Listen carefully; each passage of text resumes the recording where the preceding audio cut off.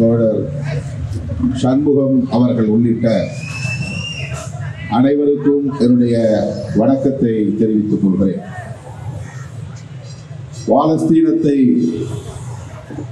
இந்திய அரசு அங்கீகரிக்க வேண்டும், ஆதரிக்க வேண்டும் என்கிற முதன்மையான கோரிக்கையை முன்னிறுத்தி நாங்கள் பாலஸ்தீனியர்கள் மக்கள் இருக்கிறோம்,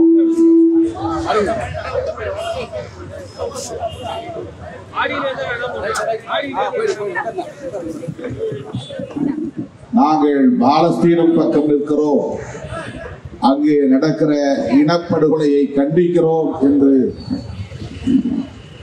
நாட்டுக்கு உணர்த்தும் வகையில் மார்க்சிஸ்ட் கம்யூனிஸ்ட் கட்சி ஒருங்கிணைத்த இந்த மாபெரும் கண்டன ஆர்ப்பாட்டத்தில் தமிழ்நாடு முதலமைச்சர் அவர்கள் பங்கேற்று சட்டமன்றத்தில் தீர்மானம் நிறைவேற்றுவோம் என்று அறிவித்திருப்பது இந்த போராட்டத்திற்கு கிடைத்த மாபெரும் வெற்றி. சட்டமன்ற தீர்மானத்தால் என்ன விளைந்துவிடும், பாலஸ்தீனம் விடிந்து விடுமா என்று குதர்க்கமாக பலர் கேள்வி எழுப்பலாம். ஆனால் ஒரு தேசத்தில் ஒரு மாநில அரசு அதிகாரபூர்வமாக இதனை அங்கீகரிக்கிற போது, ஆதரிக்கிற போது, அது இந்திய ஒன்றிய அரசுக்கு தருகிற ஒரு அழுத்தமாக அமையும். அதுதான் நம்முடைய நோக்கம். நாம் பாலஸ்தீனியர்களோடு களத்திலே நின்று ஆயுதம் தாங்கி போராட முடியாது. ஆனால் இப்படி நம்முடைய ஆதரவை வெளிப்படுத்த முடியும். பல ஜனநாயக சக்திகளின் ஆதரவை திரட்ட முடியும். அந்த பெருநோக்கோடு இந்த நிகழ்வை ஒருங்கிணைத்திருக்கிற மார்க்சிஸ்ட் கம்யூனிஸ்ட் கட்சிக்கு என்னுடைய பாராட்டுகளை தெரிவித்துக் கொள்கிறேன். ஒரு புறம் யூதர்கள், இன்னொரு புறம் பாலஸ்தீனியர்கள். யூதர்களின் வரலாற்றினை நாம் அறிவோம். அவர்கள் உலகளாவிய அளவில் அனைத்து நாடுகளின் அரசியல் பிரச்சனைகளிலும் தலையீடு செய்யக்கூடியவர்கள். அமெரிக்க வல்லாதிக்கத்தில், அந்த பேரரசில் முடிவெடுக்கக்கூடிய இடத்துல யூதர்கள் பெரும்பான்மையாக இருக்கிறார்கள். அவர்களின் செல்வாக்கு பெரும்பான்மையாக இருக்கிறது என்பதை நாம் புரிந்து கொள்ள வேண்டும். அந்த ஒரு தேசத்தில் மட்டும்தான் அவர்கள் ஆதிக்கம் செலுத்துகிறார்கள் என்று எண்ணிவிடக் கூடாது. உலகத்தின் பல நாடுகளில் அவர்களின் தலையீடு இருக்கிறது. அரசியல் தளங்களில் மட்டுமின்றி அனைத்து தளங்களிலும் அவர்களின் தலையீடு இருக்கிறது. அவர்களை இல்லுமினாட்டிஸ் என்று அழைக்கிற போக்கை நாம் பார்க்கலாம். அப்படி உலகளாவிய அளவிலே அவர்கள் ஆதிக்கம் செலுத்தக்கூடியவர்கள் என்கிற நிலையில்தான் அமெரிக்கா, பிரிட்டன் போன்ற நாடுகளின் துணையோடு தங்களுக்கு என்று ஒரு நாட்டை உருவாக்கி கொண்டு அந்த வண்டின் மைந்தர்களான பாலஸ்தீனியர்களை இன்றைக்கு ஒடுக்கிக் கொண்டிருக்கிறார்கள், நசுக்கிக் கொண்டிருக்கிறார்கள், அழித்தொழித்துக் கொண்டிருக்கிறார்கள்.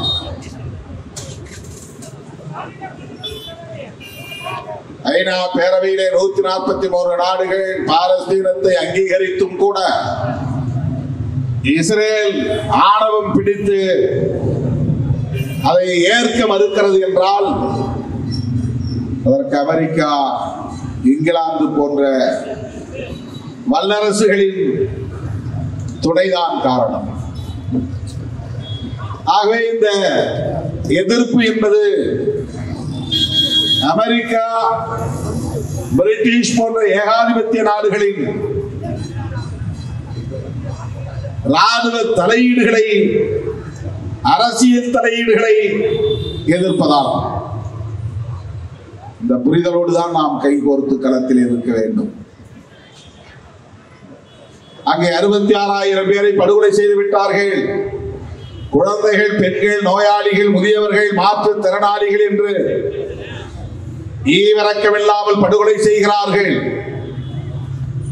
என்கிற இரக்கத்தின் அடிப்படையிலே, கருணையின் அடிப்படையிலே மட்டும் நாம் இங்கே கூடியிருக்கவில்லை. ஐயோ, இவ்வளவு பேரை படுகொலை செய்து விட்டார்கள் என்ற பரிதாபத்தின் அடிப்படையிலே நாம் இங்கே கூடியிருக்கவில்லை. அந்த இனக்கொலையை கண்டிக்கிற அதே வேளையில் பாலஸ்தீனத்தை நாம் ஏன் ஆதரிக்கிறோம், பாலஸ்தீனியர்கள் பக்கம் நாம் ஏன் இருக்கிறோம், இந்திய அரசும் அதை ஆதரிக்க வேண்டும் ஏன் என்கிற கருத்துக்களை மக்களிடத்திலே வெகுவாக கொண்டு போய் சேர்க்க வேண்டிய பொறுப்பு நமக்கு இருக்கிறது. ஏதோ அவர்கள் இஸ்லாமியர்கள் அல்லது அராபியர்கள் அந்த அடிப்படையிலே நாம் இதை அணுகுகிறோம் என்று எண்ணிவிடக் கூடாது. பாலஸ்தீனியர்கள் அந்த மண்ணின் மைந்தர்கள், அவர்களுக்கான தேசத்தை பிடுங்கி யூதர்களுக்கு வழங்கினார்கள். இஸ்ரேல் என்கிற ஒரு புதிய நாட்டை உருவாக்கி இருக்கிறார். யாசர் அராபத் போன்ற விடுதலை இயக்க தலைவர்கள் இஸ்ரேலை ஏற்றுக்கொள்கிறோம், அதே வேளையில் பாலஸ்தீனத்தை நீங்கள் ஏற்றுக்கொள்ள வேண்டும், எங்களுக்கான நாட்டையும் அங்கீகரிக்க வேண்டும் என்றுதான் உலகளாவிய அளவிலே ஆதரவை திரட்டினார்கள். ஆனால் உலக நாடுகளில் பெரும்பான்மையானவை இந்த இரு நாடுகள் என்கிற அங்கீகாரத்தை வழங்குகிற நிலையில் இஸ்ரேல் அதை ஏற்றுக்கொள்ள மறுப்பது எத்தகைய எதேச்சதிகார போக்கு என்பதை நாம் அம்பலப்படுத்த வேண்டும். ஹமாஸ் என்கிற இயக்கத்தை காரணம் காட்டி அடுத்து இப்படி தொடர் யுத்தங்களை நடத்தி வருகிறது இஸ்ரேல். ஹமாஸ் என்கிற இயக்கம் ஏன் உருவானது? அவர்கள் இந்த பாலஸ்தீனியர்களின் பாதுகாப்பு அரணாக இருக்கிறார்கள். அவர்கள் வெறுமன போர் வெறியர்கள் அல்ல, ஆயுதத்தின் மீது மட்டுமே நம்பிக்கை கொண்டவர்கள் அல்ல, பயங்கரவாதமே தீர்வு என்று சொல்லக்கூடியவர்கள் அல்ல. பாலஸ்தீனியர்களின் பாதுகாப்பை முதன்மைப்படுத்துகிறார்கள். பாலஸ்தீனத்தின் அங்கீகாரத்தை கோருகிறார்கள். தற்காத்துக் கொள்வதற்காக ஆயுதம் ஏந்தி நிற்கிறார்கள். ஆனால் ஹமாஸ் ஒரு பயங்கரவாத இயக்கம், எனவே அதை அழித்தொழிக்கிறோம் என்கிற பெயரில் இன்றைக்கு பாலஸ்தீனியர்களை இனப்படுகொலை செய்து வருகிறது இஸ்ரேல். அமெரிக்க துணையோடு, ஏகாதிபத்திய நாடுகளின் துணையோடு, அமெரிக்காவின் அடிவருடி நாடுகளின் துணையோடு. இந்த நிலையில் இந்தியாவின் நிலை என்ன? யார் பக்கம் இருக்கிறது மோடி அரசு? இதுதான் நாம் எழுப்புகிற கேள்வி. நாம் தெளிவாக இருக்கிறோம், பாலஸ்தீனியர்களின் பக்கம் இருக்கிறோம்.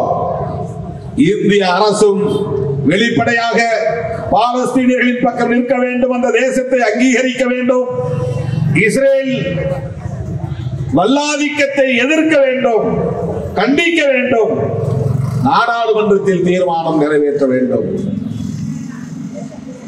இதுதான் நாம் இந்த கண்டன ஆர்ப்பாட்டத்தின் ஊடாக இந்த நாட்டை ஆண்டு கொண்டிருக்கிற ஆட்சியாளர்களுக்கு வைக்கிற கோரிக்கை. எனது அருமை தோழர்களே, அங்கே நடைபெறுகிற இனக்கொலை நமக்கு தமிழ் ஈழத்தை நினைவூட்டுகிறது.